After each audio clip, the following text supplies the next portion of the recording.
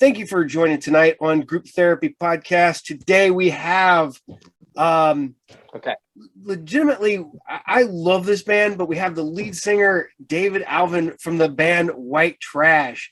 Tell us about yourself, David. Well, I'm a hardworking young lad who 30-something years ago was on MTV with Apple Pie.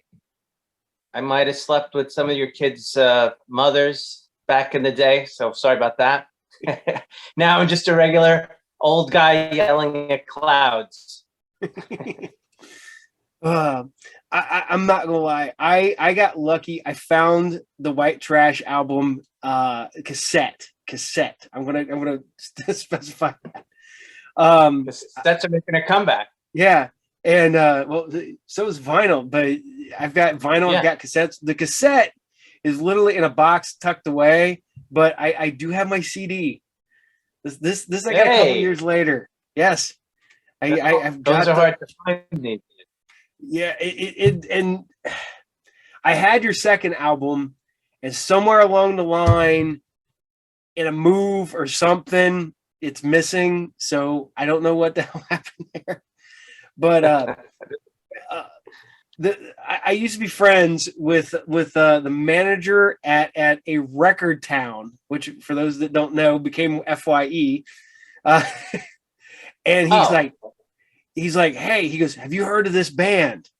And this is before you were on MTV. This is like maybe. Oh, really? God, I want to say about a month, maybe ish. But he's like, hey, you got to check this out. And I was like, all right, because I always trusted his judgment because he knew what I listened to. And I got that cassette, and I'm like, man, this is great. I put on my Walkman, and I was, and listening to it. I put it in my car, my truck at the time, and it's like, man, I love this. And then the video hit, and then it was like, holy crap, these guys are huge, man. These guys are gonna be big. And I love this album. The good old days. Yeah, the good old days when it was legitimately I had my truck tape deck, so I'd put it in my truck and listen to it. You'd have to eject it, flip it over, and put it back in. We need the auto reverse. You need the deck with the auto reverse. Yeah, I had a this is gonna take I had an 81 Chevy Love truck. So this thing was old when I got it. Cool. And listen to this album on repeat all the time. And then, like I said, you blew up on MTV. I the one thing I gotta ask, because I can't remember if I'm remembering correctly. Was it the Crawl? Wasn't that the intro to a TV show? Didn't you do it? Jon Stewart. Yeah, that's what I thought. And yeah. And I'm sitting there going, I'm like legitimately looking up. I'm like, I remember them having a song that was an intro to something. And then I was like, was it Jon Stewart? Yeah, Jon Stewart. And man, it was a fun band. You guys. Yes, lots of fun. I don't know, because what you see and then what you actually experience with being in the band, you guys legit, like, you look like you were having a blast. I've seen the concert footage and stuff. And for those who don't know, it was a metal band that had a brass section. And was it Badass Brass, I think? Yeah, the Badass Brass. That I remember that is insane. On the second album was the Half-Ass Brass because we didn't have all the guys. Well, and it was funny because I found you on Facebook, and I had posted, because I think I posted one time that I didn't understand. I always thought if you were like maybe 5 to 6 years too early, because the timing was way off for us. That's a common theme.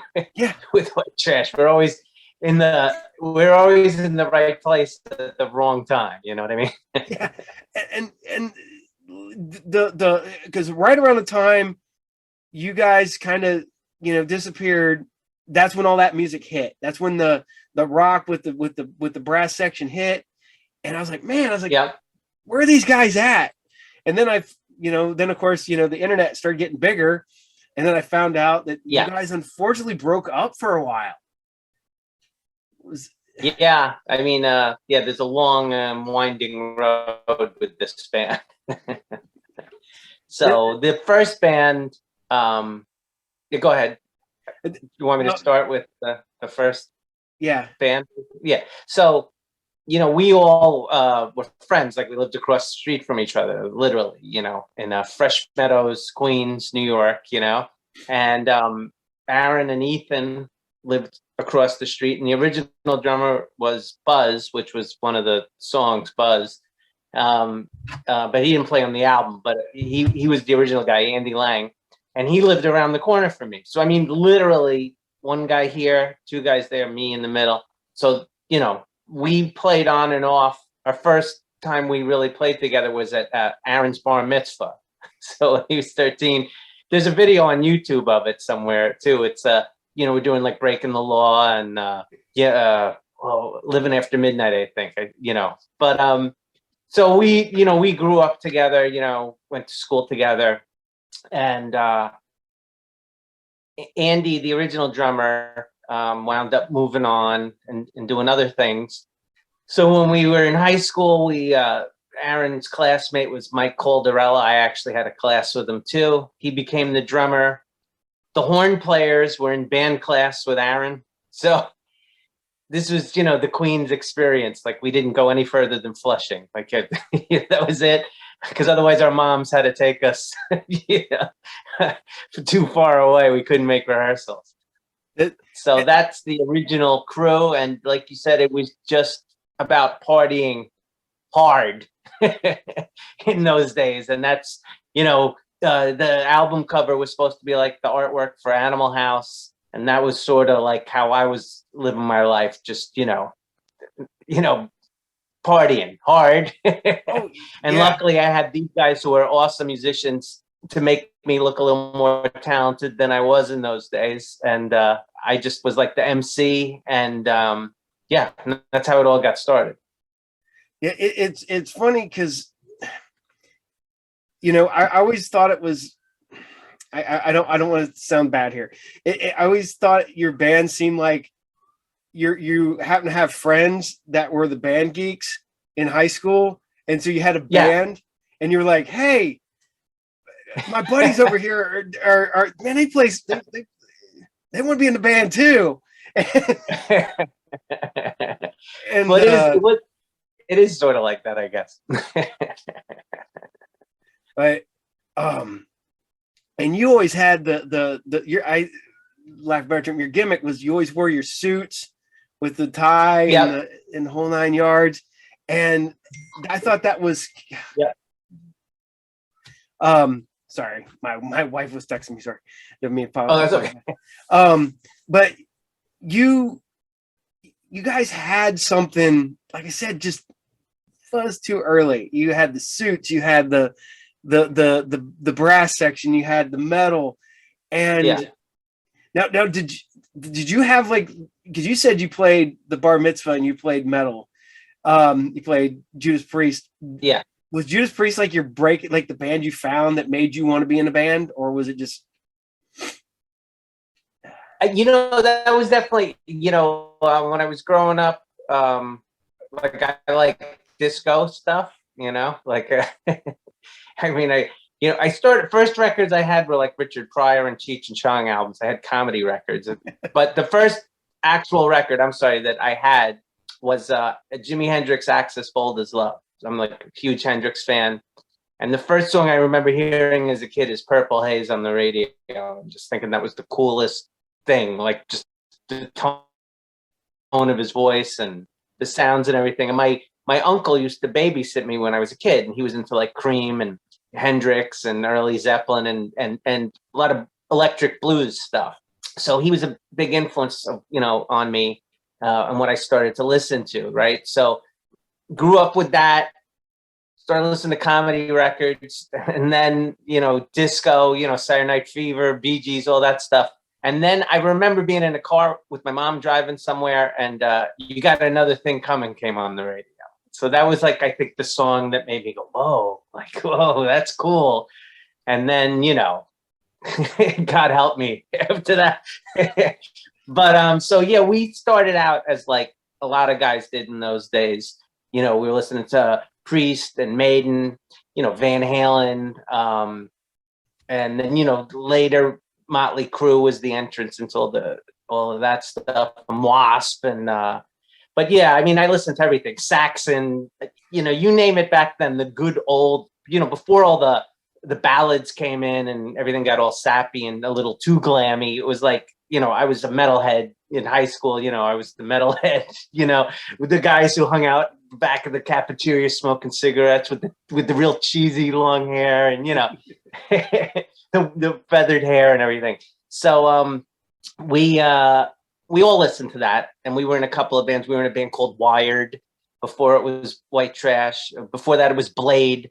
And it was always me, Ethan, and Aaron. And the drummer changed a lot, And then we started doing White Trash. We didn't have horns at this point. We were still, but we were writing our own stuff, And we wound up getting Mike. And we always put a premium on trying to be like original, try to do something different, with the stage show. Again, the suits, I got that because I liked all the blues guys. I thought it was cool to wear the suit. And the horns came from that too, like Albert King used a lot of horns. I was like those Stax records where he had like, it was like his backing band was Booker T and the MGs basically. So yeah. That stuff still is amazing sonically and musically and everything. So I thought that would be cool, that sort of kind of image, but it was hard to do because we didn't know horn players at first. So we started off, we had like, we got some girls to be like backup singers, which Motley Crue did later on, but they were like cute girls, but they really couldn't sing. And they just got like drunk at the show, like girl drunk, and they just like were falling down. And we were like, all right, well, that's cool, but that didn't work so good. They were called the Love Dogs. So it was White Trash and the Love Dogs. And then, we were talking about, and then, I started trying to learn harmonica and kind of, Aerosmith it up and stuff. And then, we were all into the Blues Brothers movie and all that. And we started talking about the horns, and Aaron was like, well, I there's these guys I play with in high school band class, I could ask them if they want to do it. So he asked them, and they were like, sure, why not? And they jumped in, and that really clicked, it was kind of a gimmick in the beginning, but we got more into the arrangements as we went along. And that really just clicked everything into gear because it was something that really made us stand out from the other bands, that like nobody had a horn section, right? Like, people played harmonica, maybe somebody had their girlfriend singing backup vocals, but nobody had a full horn section. So that really, helped us make our mark and kind of get something going. Yeah, because that horn part in the bit where that is so damn catchy. That is just that hooks you, and you're just like, all right, I'm in for the rest of the song. So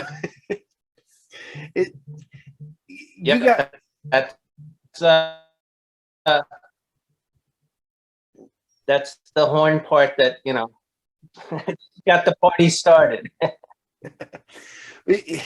I'm sorry, you broke up there. Yeah, I think I got you back there. I got you now. Yep. I think like I said, I think there's a storm coming in. I think it might be a little bit of a shorter interview, unfortunately. Hopefully. No, that's okay. Whatever works. Yeah. It's all good. Now, with being White Trash and going out and touring, and you were at the cusp of the quote unquote hair metal, the beginning of grunge, and like the thrash metal era, and then there's just you, and you probably got put on some weird tours, because Yeah, well, so it was a kind of a weird thing because we came up through, the metal scene, Hmm. but by the time we had kind of put together the material with the horns, we had changed and evolved musically to where we really weren't hair metal anymore. I mean, we were like, I was still a pretty young guy at that time. I was still a poser with the suit and everything. So I had that look, and I had the mic stand with the made out of beer cans, and just gimmicks up the wazoo. I was Yep. like, nothing could be normal. Like, you know what I mean? We had to put our stamp on everything, which I still love that idea. But when you're trying to be that unique and that different, it's very hard to put you into it like a specific category. So for some reason, we were in this hair metal because it was big at the time, and we kind Yeah. of looked like that. And we had, Ethan was like could shred with the best of them. So we had like, the components to be like a major hair metal band. But we brought in all this funk stuff. Aaron was a great funk player. Aaron and Mike were like more into like Chili Peppers and stuff like that. Whereas me and Ethan, I think, were more Aerosmith at that, Guns N' Roses at that time, right? And so we, it formed like a really cool uh, marriage of ideas. But because it didn't like just fit here. Like, we weren't doing the power ballads that were starting to like dominate, and we were somewhere in the middle, are different than us, but they were not strictly categorized. You had Fishbone, so there was stuff going on in those days, but it was hard. We had to tour on our own a lot because we didn't really fit with a lot of acts, and then we play with other acts and we get into fights with them and stuff. So it was a little wild. Yeah. It's funny because, watching, all these bands back in the early 90's into the 2000s, when they just didn't know where to put people. And so there was these weird Yeah, tours. And yeah. that's when I kind of, because one of my favorite ones was I saw the Bloodhound Gang open for Guar. So, There you go. that's about as different as you can get. But, like I said, you guys, very, very different style from what was going on at the time, but very much in the party, have fun genre Yeah. of music. And, because you weren't, like I said, you weren't hair metal at all. There was No. vastly different. And, it was funny because I was listening to it recently, and somebody was like, "Man, what do you listen to?" I was like, "I listen to White Trash," and they're like, "Is that a hair band?" I was like, "That's mm, Yeah. listen to it. Just listen to the CD and tell me." But that's what it is for us. That's always been the stumbling block, because when you have radio, when you have record companies, when you have promotion, it's much easier. So like our management, they came up with the tagline for college dropouts and a horn section. That was like, except we, guys had gone to college. It was, it wasn't really that, but, they were trying to figure out like, well, how do we market this? You know what I mean? And part of, our management at the time was Q Prime, that did Metallica and Def Leppard and Chili Peppers and Queensryche at the time. And, they've done everybody, like their major management company. But they really kind of at a certain point were like pushing really, like to just go more straight up rock. Cause I think that they didn't know what to do with us really. You know what I mean? Like, and so it presented a lot of problems, even though we were, proud of what we feel like we invented. You Oh, know yeah. what I mean?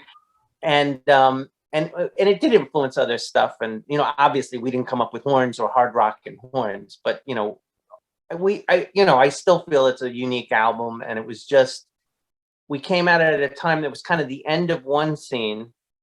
And then by the time the second album came out, grunge had hit, and, the party band thing really wasn't in vogue anymore. And because we were kind of part of that hair metal scene, we kind of got fairly like unfairly dismissed, like, oh, these poser guys, which we did look like that. But my point is, the guys really could play, all of them. It wasn't just gimmicky. It was like a legit, band. Yeah, there is a just a lot of talent on this album, and I mean, if you listen to it, I guess in a bubble, and it distance yourself from the fact that people said it was hair metal or this that.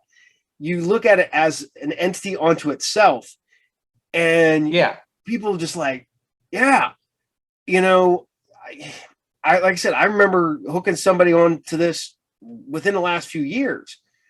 I'm like, have you ever heard of a band called White Trash? And White Trash is it? I'm like, it was this band, and of course I always said that this band would have been huge had they come out. And they're like, what? And I let them listen to it. I said, just listen to it. Tell me what you think. And he's like, man, that's a good album. And I'm like, yeah, I know. I was like, these guys had talent, and they're fun. And I was like, and that was when I realized, well, you guys been come back for a while at that point, but I didn't know that you had kind of come back at that point. But I found you on, like I said, found you on Facebook, and I was so happy. Yeah. That we kept that secret. Yeah. I was so happy to find out that White Trash was still like, together and putting out music and finding stuff on YouTube and I was like, man, damn, this is awesome. So this is good to see you guys still out there playing and having a good time. Yeah. It's been like a wild ride. What essentially happened was, so after the first record, really nobody in the band wanted to stay in the band, except for me. And so Ethan left because Ethan was like an amazing guitar player. He was a really good guitar player. And he wanted to do something that was more like a kind of like a Badlands kind of album. He liked Jakey Lee. He wanted to do something just more like guitar god rock. And that's really what he was all about. So he wanted to do that. And then, Aaron and Mike wanted to go off and do something more in the vein of the Chili Peppers or something like that. And they're all about that. So, they went off and did another band. So then, I was there and they had kind of said, you can keep doing it, but we're out, So we got a new band, also guys from the neighborhood. Craig LeBlanc lived a few blocks away, Eric Broden lived in Bayside, which is a little out of our, comfort zone. And Dave was in Woodside, but still all Queens guys. And we had, like I said, we had the half-ass brass. And then, we continued with the second record and we had an EP in between, which actually I'm trying to get that re-released right now. But, and so we did it all again, but with different guys. And that's always a tough sell because any of us, if you have a band you like, you're attached to the guys in the band. So that was a really interesting journey because we really were like starting all over again, building chemistry, the whole thing. And, that was a great experience and, and the record came out great, but it came out like I said, it came out right like in the middle of grunge era, and it was just like, everybody was kind of like, it's a little too late for this, you know what I mean? So that was kind of a disappointing experience. We still toured it, we still got a video up, with Minor Happiness and stuff, and then at the end of that, I get disappointed, and I kind of was like, I'm going to retire. At 25, I was going to retire with, whatever money I had. I don't know. And luckily, John Stewart, who you mentioned earlier, the show that he originally had on MTV, he got picked up on Paramount. And there was some publishing dispute and they couldn't use the crawl. So I wrote music for his new show, which turned out to be a really good payday because it was syndicated. And if that show had lasted, you'd never see me again. I'd be living on an island somewhere. But so I made money and I was like, that's it. I'm checking out. I literally moved to Florida to retire. And, you know, so there was a big gap and I bounced around and was in California. And when I came back, I, got together with the guys and we decided to put out new stuff. We did like reunion show and all this stuff. And then that kicked off like sort of the next, the next phase of the white trash thing, which kind of went all the way through, and then COVID kind of put the brakes on it. So, we're still doing stuff, but like, we'll see how that goes going forward. Now, this is what I've always wondered about with bands, especially like I said, with as catchy as the first album was. Do you have like people that will like try to get like, hey man, I want this song for a movie? Or is people still coming at you for trying to get it in films or TV or anything like that? We didn't have a lot of that. Like I said, the Crawl was the one that wound up on the TV show, and then I did a different song for that. I've done, like, for a while I was working in film and video and stuff like that, and I've done music for films you'll never see. Nothing really that famous or anything. I think once or twice something came up, but it just never really materialized. But we'd certainly be open to that. Yeah, because I'm not gonna lie, I wrote a script for a movie years ago, and there was one character, and I wanted him when he pulled up in his car to be listening to the Poor White Trash. And just, I thought that would have fit the character perfectly. And I was like, what if I should try to get a hold of him if I ever do make this movie? Sorry, you broke up a little bit, so I missed some of that. Okay. But, I had written a script. It was a like kind of a slight coming of age movie, but the guy rolled up in a car, right, and the car he's going to be playing Poe White Trash in like a Camaro, and I had that in my head when I wrote that scene, and I was that's awesome. Yeah, and I was like, that'd be fun. Yeah, if you make it. Yeah, I make it. I'll get a hold of you and I'll license. Try to get a license from you. Oh yeah. With White Trash and with the comeback and touring, I know a lot of people are having this issue because that the money is there just enough with touring to kick you down the road a little further. Is that an issue you're running into? Yeah.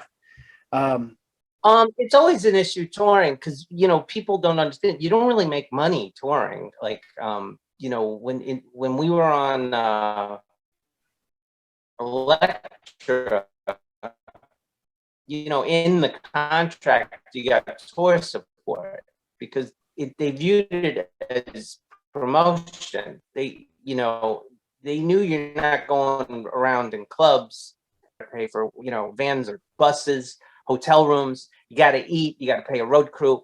That all adds up really quick. You know what I'm saying? So, you can make some money off merch and stuff like that. But in those days, they would actually give you money, like, to go on the road. Like, so we were getting like per diems to be on the road, but we weren't really making enough on the road to sustain for months at a time the way we were. Nowadays, the whole industry is different. The record company's not giving you anything. They're taking everything, right? Mm-hmm. Like nothing's free. Like a record contract now, they have these 360 deals. They want everything, So that sucks because, like, honestly, I would never do a deal like that. But so touring, you really have to look at it, right? And you got to do the math. Like, well, if we do this and then you have a day or two in between, like, we're not making money that day, right? Like, you got to book maybe some shithole somewhere just to get in there and get some money, right? And everybody has seen some band they like in some dive, right, where there's not that many people or something, and it's kind of like a depressing thing. If you're a band, you don't want to play those kind of shows, but they happen, you know what I mean? And it's part of the economics. You gotta, so now guys go on the road, they have fans in each town that they can crash with, or they're sleeping in the van sometimes because I don't think most of these guys got buses anymore. That's expensive. You got to pay a driver, gas, what it is now. So, it's like the fantasy of being the rock star that existed, for me growing up in the 70s and 80s, that was a real thing that you could do. And we got to do that for a little while. It's much harder now, but the guys who are dedicated to it and really love it, and you can do it, where there's a will, there's a way to do it. But gas is expensive. It's a real bitch, Oh yeah. I'm not gonna lie. I always wanted to see you guys live. Never got the chance personally. I live in the middle of bumfuck Ohio. So, I mean, I think the closest you ever came when I was younger was, I think you came to Cincinnati. I might be wrong there, but yeah, we did someplace. I know we did Cincinnati. I know we did Cleveland. So I don't know where you are. yeah, if you put Cleveland and Cincinnati, I'm like right here. Right. I got you. Yeah. So I'm not gonna lie. I think fun rock was, and it should still be a thing. That just not, partying and stuff like that. People are like, oh, you guys are getting too old for this, but there's always time to have fun. And I agree. And I think with people, I got to this argument the other day because people are like, man, didn't you grow out of that? I'm like, why? Why would I grow out of that? I don't. No, I hear you, because you go to a show, you want to have fun. Yeah. Well, I think people get older and they look. There's plenty of good, serious music, so nobody's saying not to do that. But the parties. I guess the reality is it is true in a way that I saw Motley Crue 5 years ago, whatever it was, but they were touring with Poison or whatever, and they did a good show. But I was looking around. It was Nassau Coliseum out here, and I was looking around, and you're like, wow, the audience is so fucking old. And then you're like, I'm old. Like, we're all old. I'm not looking down on anybody. But I remember seeing Motley Crue at the same venue, Nassau Coliseum, when I was like 15. And I went with my Nikki Sixx lines on my face and spandex and hairspray. And that was insane. Hot girls everywhere. They were opening for Ozzy, so the Bark at the Moon tour, going to shows in those days, man, that was like, now that I only go to shows now, like, if it's really someone like I really have a lot of respect for, or somebody I just never got to see, and I'm like, man, I'd like to see that guy. Because you go to shows, it's not that party atmosphere you're talking about. Like, you kind of would have to come with your own crew of guys, and everybody'd have to get liquored up way before, because but it doesn't happen anymore. It's a different vibe. The rock and roll audience got much older, and kids are not really, I think a lot of kids do like rock music, but that's not their scene. That's not what they do. You know what I mean? Yep. So you don't have that youthful, show where girls are lifting their shirts up and everything like that. The closest I saw is we did the Monsters of Rock cruise a few years ago, right before COVID hit. And that was a lot of fun. That was a lot of fun. It was older folks, but, they were still doing it, and these people were committed to it, and they go on that cruise every year, and they hit all these festivals, and their whole year they know that they're going to all these shows and they're going to have a lot of fun. Yeah. So I loved playing in front of those guys. That was a lot of fun. But yeah, you go to your local venue, it's not a whole lot of fun anymore. I kind of avoid it.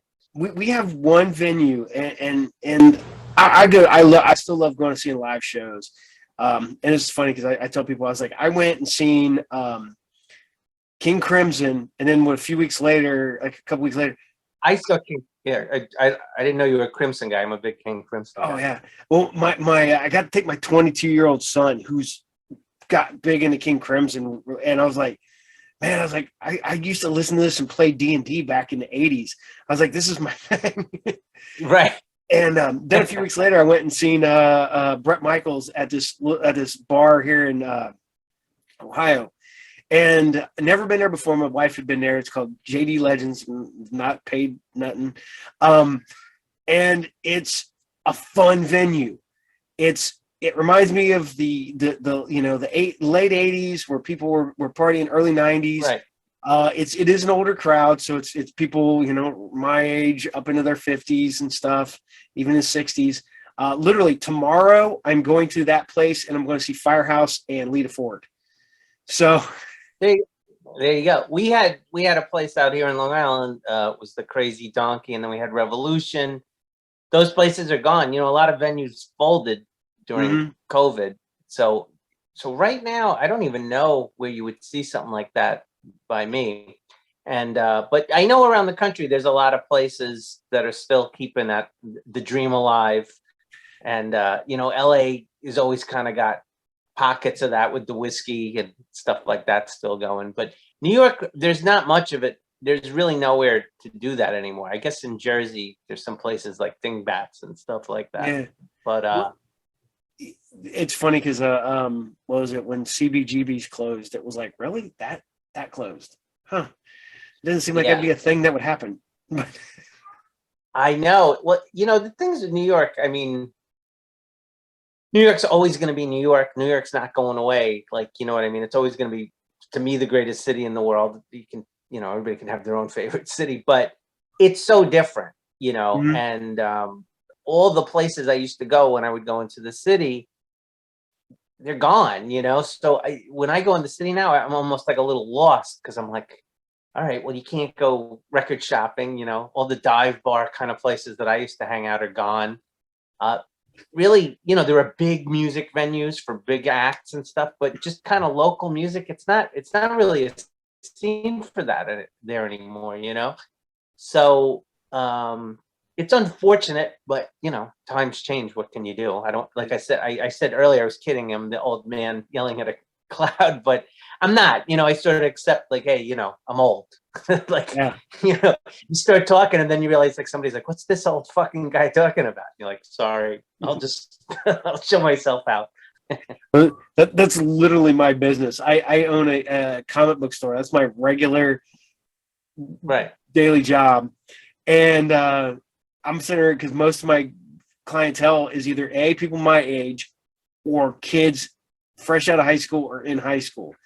So I'm like trying to I'm explaining to them one time. They're like, why didn't you call somebody? Well, like a car broke down. I'm like, well, we didn't have cell phones, so we had to walk 15 miles to a payphone. Yeah, well, I have a son who's 9, and I try to explain some of these things now, and it's like it just doesn't compute at all. Like, you didn't have an iPad, like, how did you watch TV in the bathroom? You know what I mean?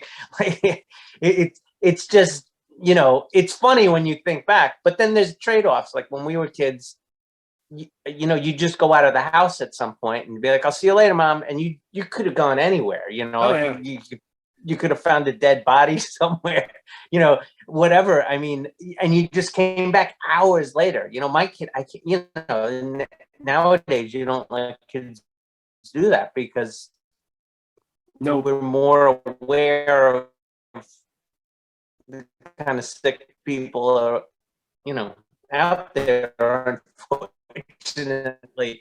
So it's like they don't really have the same kind of club thing going on. It's like a lot of hanging out at people's houses and stuff like that.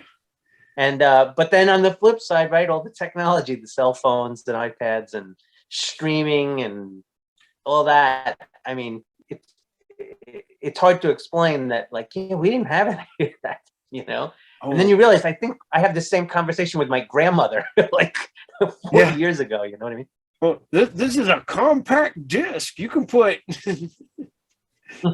Don't throw out that foil. We're gonna save it. Depression era. Yeah. See, all of this fits on all of this. Yeah.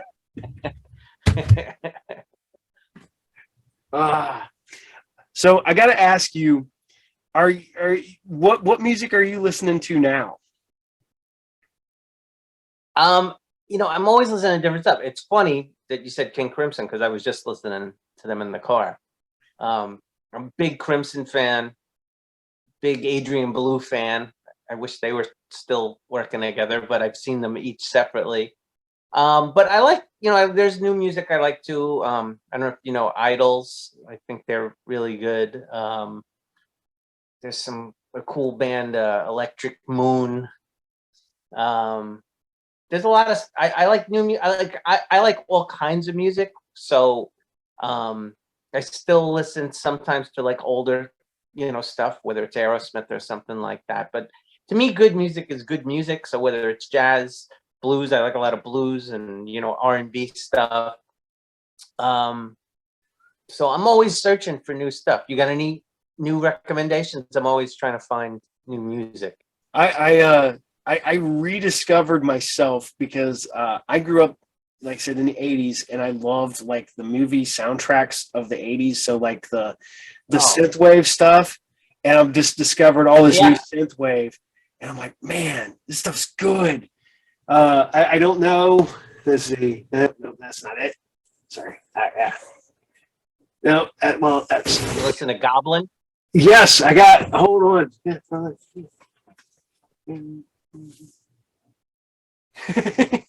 Got the Phenomenon soundtrack by and what else I got?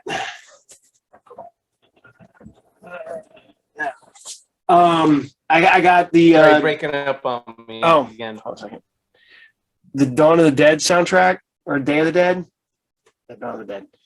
That Goblin did. I got Carpenter Brute. Have you ever heard of them? No, I don't know them. They they do their Leather Teeth. That was their album before. Okay. It's even made like it's a movie soundtrack. So it's a movie soundtrack to a movie that doesn't exist. So gotcha. Yeah. That's cool. I'll check that out.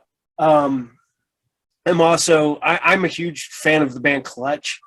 So anything they put out, I jump on, and I listen to pretty much, like I said, everything too. I found some new, of all things, country, like Sturgill Simpson. I found him recently. Yeah, that stuff was great. Went back, found some old stuff that I'd forgotten about, and now I've just been, I don't know, trying to recollect some vinyl, some old stuff. Movie soundtracks. Because man, I hate to say this, but man, when I'm editing my shows, I put a movie soundtrack on, and I'm editing, and it just takes you away. You just kind of yeah. So, I got to ask though, are you, with coming back and stuff, are you going to be back on tour again soon? Well, right now, to be honest, we don't have like 100% full band. Some guys have jumped ship to do other things. Everybody's cool. It's not like one of those terrible breakup kind of things, but a lot of guys have other stuff going on right now. So yeah, I mean, we actually had last year a lot of shows that I was starting to line up, and I was losing players left and right, so I had to kind of shut that down. But I am hopeful. I kind of owe some people some shows, so we're gonna try to do that. Just trying to figure out everybody's schedule. And again, it's a tricky thing because, like I said before, not really a big fan of like, swapping out band members willy-nilly. I mean, a lot of people do it now because it's just the reality of it. People have health issues. People aren't playing music anymore. So I always try to get as much of the original gang back together as possible. So we're working on that. We got I'm going to be releasing, I mentioned before, in between the first album and the second album, there was this EP that we put out. And the label, again, it was a weird time. They kind of put it out, but they just viewed it as promotional material. But we had some songs on that you can't get anywhere. So we're gonna put that out again, but with like a ton of demos and unreleased stuff, some covers and stuff. So that's gonna be like a cool release I'm trying to get out by the end of the year. And then beyond that, we were working on a lot of new material, so we have like new material to put out too. So I'm trying to get everybody. It's always right now, post COVID has been like a nightmare for me to get anything done with these guys, because not because, not blaming it on them. I just mean conflicting schedules and all that. So there's a lot of stuff. I'm kind of going retro mode, and I know people love the good old days. So I'm like, why don't we try to re-release some of that stuff and get it out there? And we, on the second band, when we were trying to reestablish the band, like we recorded a lot of stuff, I realized. And I had COVID like a month ago, and I was going through tapes and stuff, and I was like, oh, we got to put this on. We got to get some of this stuff out. So I got a lot of stuff that we're going to put out that, if you're a fan of the old stuff, it'll be cool. I think there's even some live stuff maybe that we could throw in there. And then we're going to see who I can pull in. It's like the Blues Brothers. It's like when we did Monsters of Rock, it was like insane because I was so psyched. I was like, this is going to be so cool. We'll go on the boat. And everybody's like, nah, I don't know if I want to do it. I'm like, what? Like, what? And then I started contacting other players. Like, I don't know if they're going to do it. I don't know if you want to do it. So, but then I was like, you know what? I got to do it. Blues Brothers was the basis of the band, the movie. Like, I'm going to live the movie, right? So we got to get the band back together. I'm on a mission. I mean, Ethan has passed away, and so unfortunately we couldn't get him, obviously. But the second guitar player, Craig, was there. We had the entire original horn section. We couldn't get Mike because Mike has a business, and it was just hard for him to get away.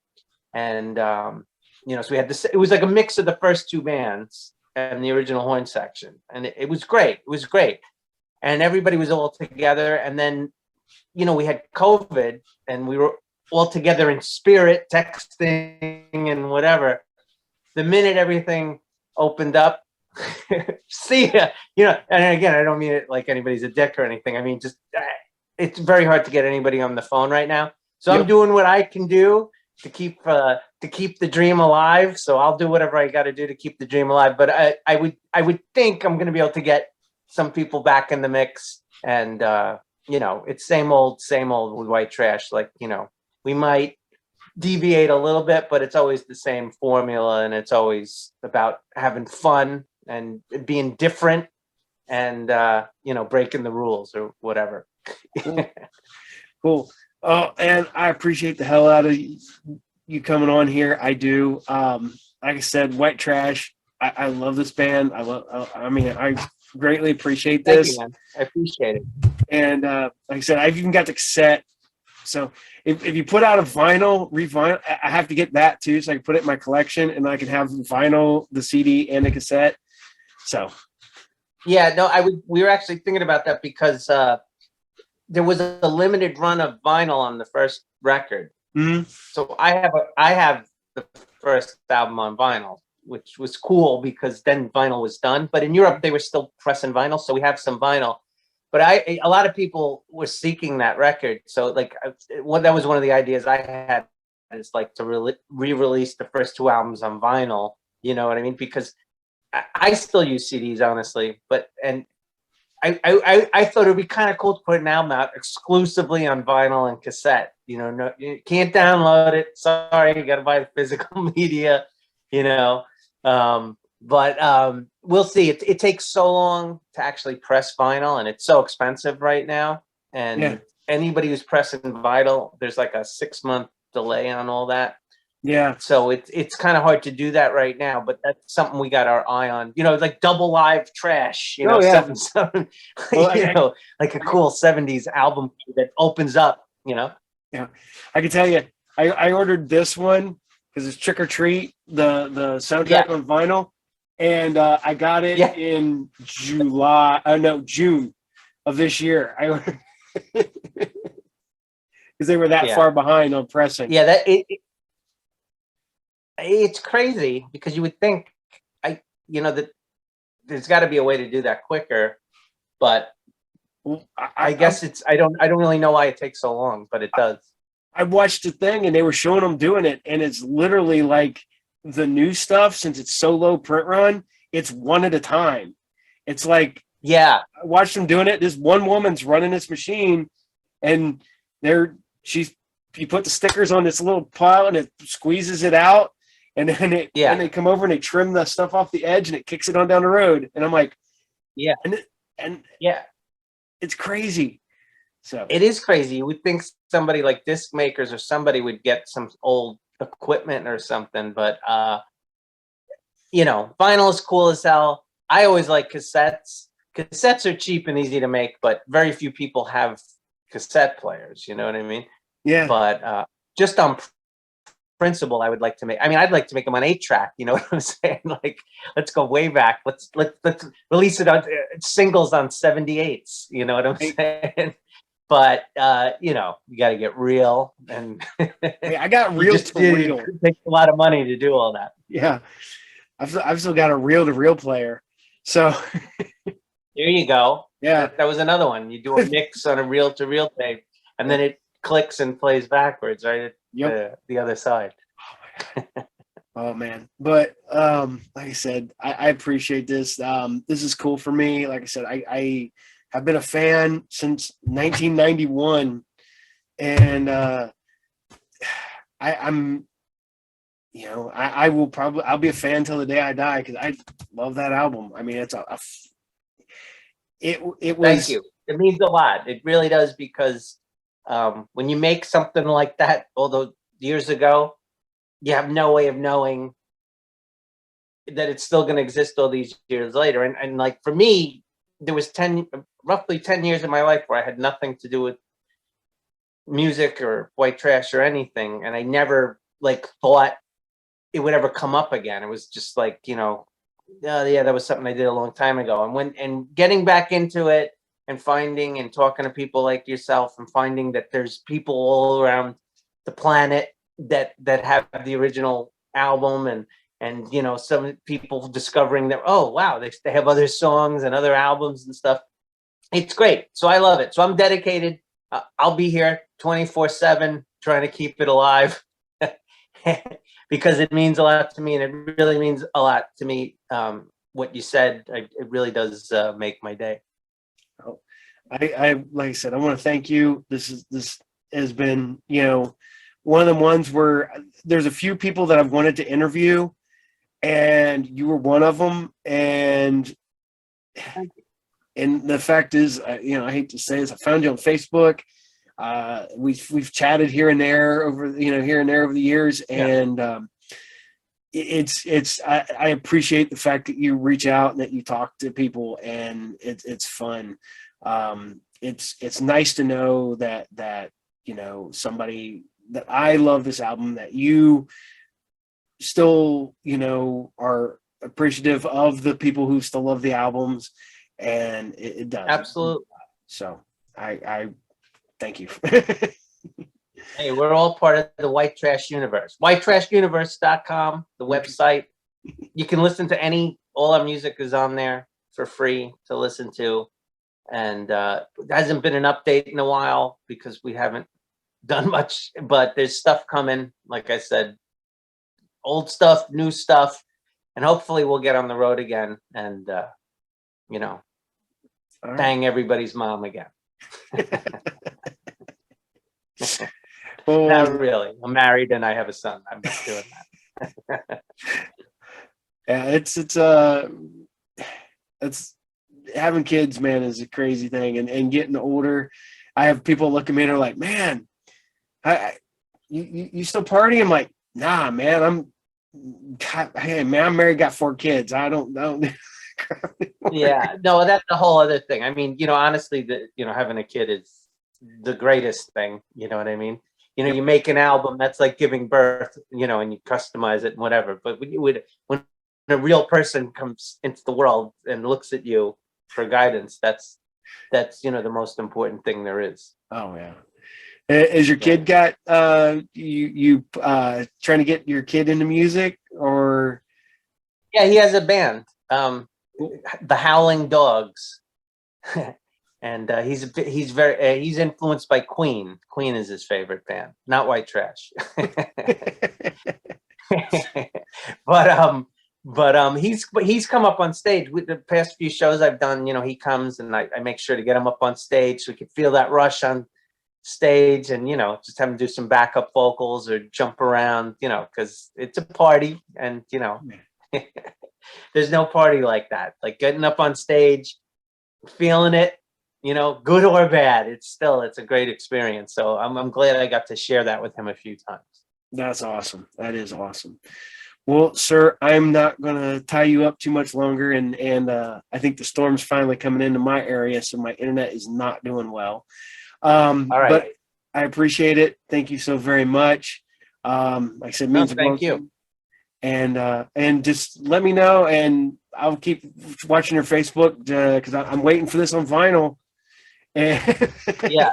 and Yeah, I kind of past year haven't been on Facebook as much as I usually was, but I'm making the effort to get back on there because, like I said, there's a few things buzzing. So I'm gonna, you know, just anytime anybody reaches out, I get a message. You know, even if I'm not digging Facebook at the moment, that's the only reason I'm not on there. Sometimes the politics and all the negativity. Yeah, I don't have room for that in my life, but I'm there, and if you message me, you'll hear back from me. Cool. And I'll get the news out as soon as I have it. Sweet. Like I said, I appreciate it, and thank you so very much, sir, for being on here. I will. I'm probably going to listen to this now while I finish up editing my other shows. So, all right, good, man. Thank you. You're welcome. Take care, man. White Trash. See ya.